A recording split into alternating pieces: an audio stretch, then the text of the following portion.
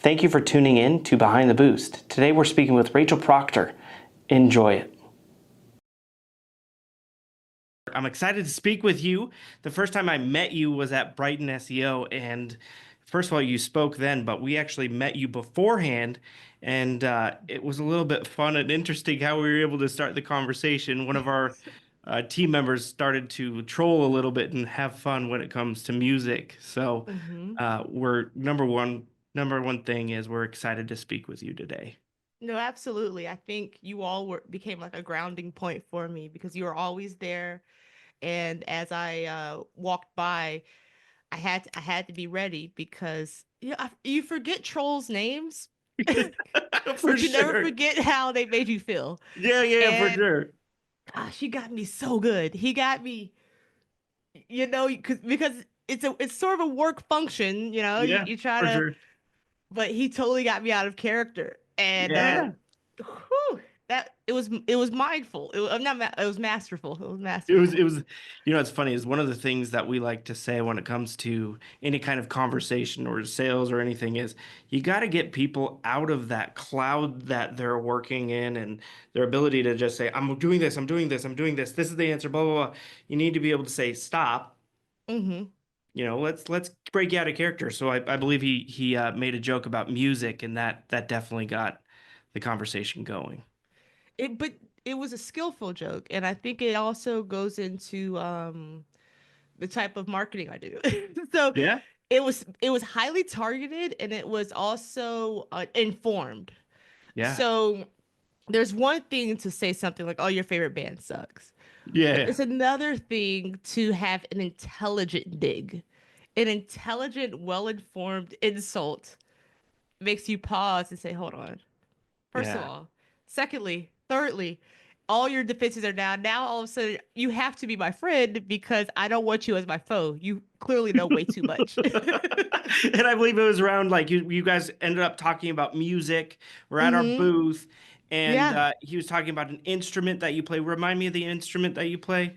No, we were talking about, I remember because we were talking about just sort of more meditative music and Okay, more yeah, instrumentals and things like that. And we were talking about sort of the evolution of like how it became so bass focused, and I yeah, play bass, and he just said something, but I think he had to have played piano back in the yes, he day. does play. Yes, Okay, because what he said, I don't exactly remember what he said, but what he said was so targeted and to another pianist, and I was just kind of like, the fuck.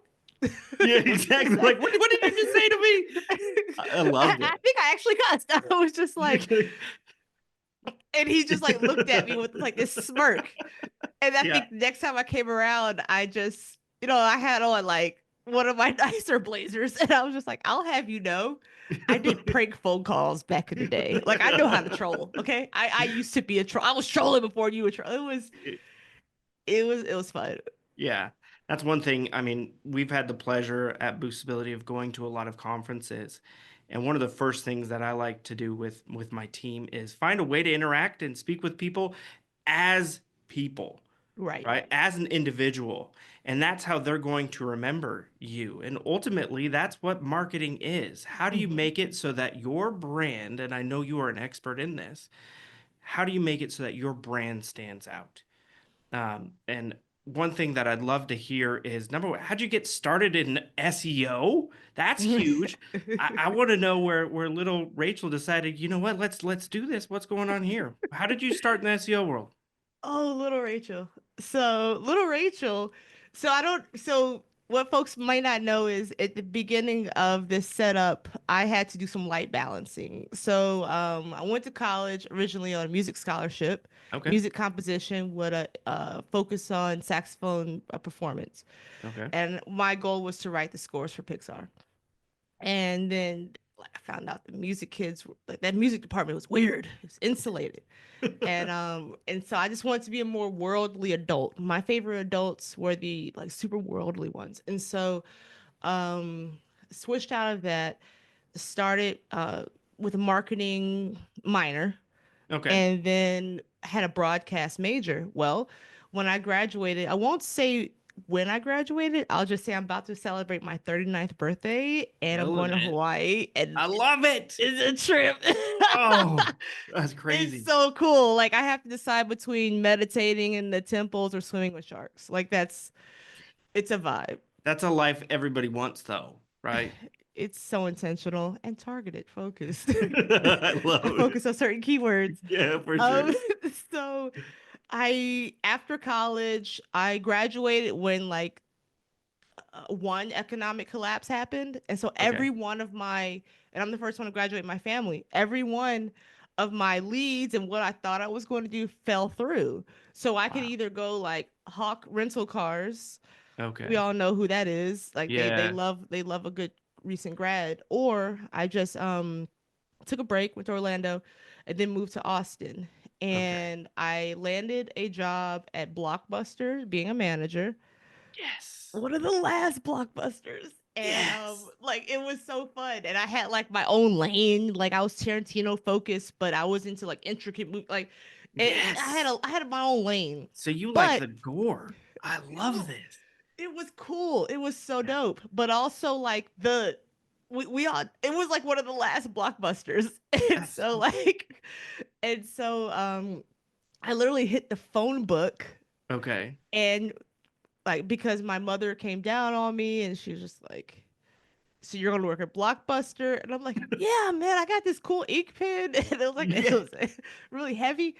And so I started going down lists and I had the marketing at this point major Uh-huh. because when I noticed that podcasting was like really taking off, I love broadcast. I love the Yeah, art of an interview. I love the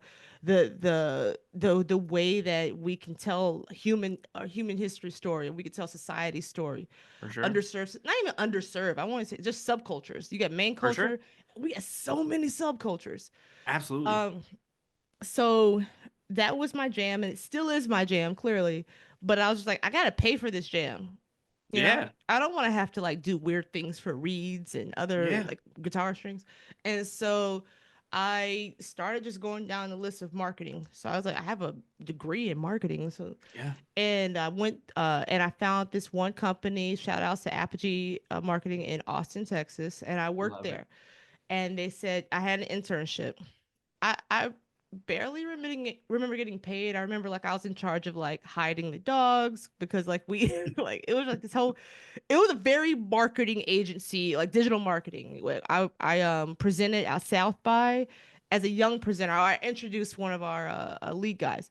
But anywho, they asked me did I want to go SEO or PPC? Did I want to do paid search or SEO? And at the time, I was just like, man, the door on Blockbuster's ticking. Red box is knocking on like red box is happening. I'm like pirating music left or movies like with the torrents and things like that. They were Yeah. cracking down on that. And I just saw the writings on the wall and I said, I want to do both. Can I do both? Okay. And they Yeah. said, yeah, for sure. And that's how I got into SEO. I didn't know what it was. Yeah. Okay. I know that after Blockbuster, I worked at this like apartment complex, and they needed to increase the amount of people who live there. And so one of the things that knocked me over other potential candidates for the role was they're like, "Well, you're already doing organic marketing." I was like, "Really?" I was going on the different websites, leaving reviews, answering questions for this company I was working for, Yeah. reputation management, pretty much, For sure. and then also making sure all their listings were updated. This is in the early days. So this is in like shoot, 2009, Love 2008. it. Yeah. And That's then when I I started. also yeah, that's how I also promoted the radio show I had in college was Okay. it was looking back, it was organic marketing. So Yeah. to answer your question. So little Raycheal got started because little Raycheal needed to make sense of this degree she had. And yeah, that's how it started. Austin, Texas. That is so awesome. And it's crazy how, I mean, mine's rather similar. I actually started it with Dish Network and helping with their quality assurance. And I Okay. said, this is going away. Yeah. They had just purchased Blockbuster and Blockbuster's version of Redbox. Mm-hmm. And I'm Mm-hmm. like, I don't like this. I don't think it's going to be forever. I had a brother Yeah. out here in Utah who was doing search engine optimization. And I said, there's probably more opportunity and money doing this. I'll start. And I started with a company called Castle Wave, and we were doing Okay. virtual link building. Ultimately, I was just spamming the world when it came to forum link building at the time. Oh God. And we just went crazy. And I was working with lawyers in San Francisco and helping them get on the first page. And at that time, just forum link building, I would just go to the Google search, find forums, and then just Mm-hmm. find a Mm-hmm. specific topic and then blow it up. Gosh, Man, that was such a time. if I had AI now, Oh, back then, hush puppy. Yes. yes, I would have been out of control. The money would have been crazy. It was such a time, like, because what would happen is you would just get locked into a rhythm. You'd have your different I was using Firefox at the Yep, time, yep, and I would just like have my and I would just know what I was doing at 3 o'clock in the morning. I'm listening to exactly. Linkin Park and like Yes, just yes. going at it, like Oh, such a time. It yeah, was that such a time. I remember being like, "Oh, this is gonna be an exotic link. I'm gonna put a picture." Like it's like, Mm-hmm. Hmm. and it has changed so much, Yeah. and it is crazy to hear. Now, you were a presenter at Brighton SEO, which is really cool, and congratulations on that. You have Thank achieved you. some amazing things. Tell us how that came about. I think there's a pretty damn good story there. We this isn't a cussing podcast, is it? No, not too much, not too much. Okay, okay. I was speaking my truth Yeah, yeah, for sure. on the balcony. So I love conferences. So as a musician, clearly, I lived in Texas and I wasn't finding the community I wanted. So I would fly out to all these conferences and connect with a lot of people. Now living so close to LA, there's conferences all over here.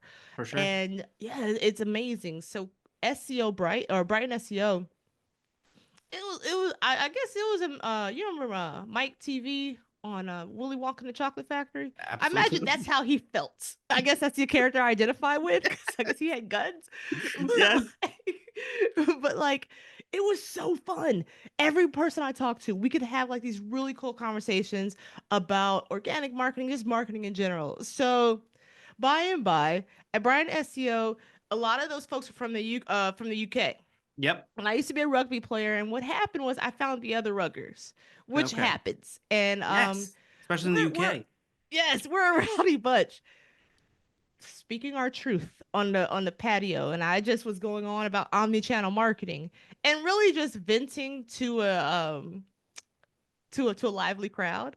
Yeah. And I think not at that point. I was just saying that. I think I met Kelvin a couple of times, and I just a couple of beers, and I lost my phone.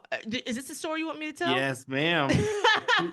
I lost my phone, as one does, and my girlfriend at the time received the phone call. Well, let me think. How did this happen? Oh yes, I found I was walking around with my laptop trying to text my phone and say, if you find this phone, like, and eventually she was calling it, and I kept sending text messages to say, please answer the phone when it rings. Yeah. And this guy, deep Russian rap accent or somewhere. Yeah. I won't imitate it because I want to get further business. But Yeah. it gives Taken vibes. Yes. And she thought it was AI. And Yeah. then she realized it was serious. He's like, no, I have your phone. Oh, Who dang. is this? Who is And then this? like it was just like, oh, and then all of a sudden Kelvin comes over. He's like, hey, I think that, and he helped clear up the thing. And I found him and I met him, and you know all was well. And the night continued, and I hung out more because I first like hanging out. Secondly, I love talking about marketing, and For then sure. applied to be a speaker because I do have very strong beliefs in the fact that marketing needs to be integrated, and there are no limitations. I remember, I don't know what grade it was, but they said we only use 10% of our brain, Yep. and I took that as a personal challenge. So Yep. I started out on saxophone and then went to bass, and then I learned all these instruments, and I took the same thought process and applied it to marketing. It's just sort of like, okay, I remember a friend of mine said, "Jack of all trades, master of none." Exactly. Now he has, I think he has 3 kids, and he really wishes that he knew more than one thing. Yes. That's very true. And sorry, Justin, but it's true. Yeah. Sorry, Justin. Sorry, Justin. Get shit out. Yeah. I love it. Now, inside of the Brighton conference presentation that you gave, it was heavily focused on omni-channel and your thoughts there. I'd love for you, number one, there's plenty of us out there who need experience with omni-channel. Could you give a definition of what your version of that is? And then two, give a brief synopsis of what your presentation was. Yeah, sure. So with omnichannel marketing, we are looking at holistic marketing or synergistic marketing. I'm pretty sure we all Yeah. agree this word is a word. And that's marketing that works together, right? So we there's multi-channel, which we work in silos. And a Yes. lot of agencies work that way where SEO does their thing, they come back, they give their reports about the organic rankings, paid search says their thing, and everyone in an omni-channel strategy, everyone works together. The organic rankings are boosted by paid search efforts. Paid search are influenced by what's happening organically, and all over. Just those are just 2 examples, but all over. We want everything to work together. It's more efficient Of course. and it's more streamlined. You get better data, and you have a better information about how all your touch points influence your user or visitor. 100%. Thanks for listening to the first half of our podcast with Raycheal Proctor. Be sure to check out Rachel's agency, Unlimited Mixed Marketing, and tune in for part 2.